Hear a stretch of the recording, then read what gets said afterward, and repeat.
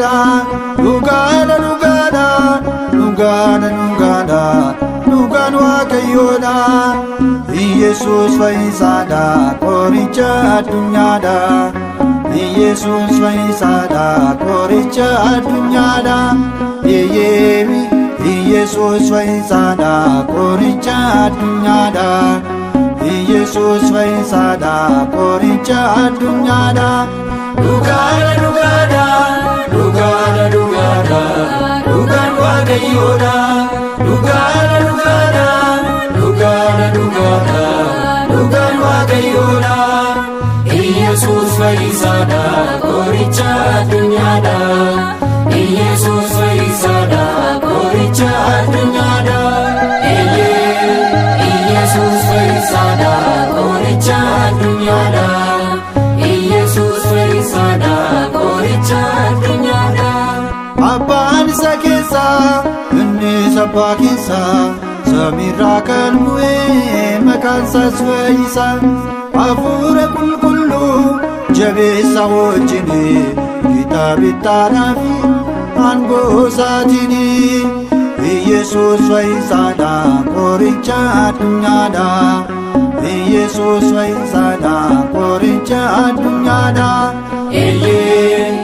Yesus fayyisaadha qoricha addunyaadha. Yesus fayyisaadha qoricha addunyaadha.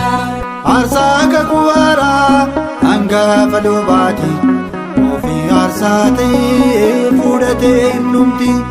Barri umurii isaa kan hin daangeffamne Waaqa dhugaadhanne isa hin jijjiiramne. Yesus fayyisaadha qoricha addunyaadha.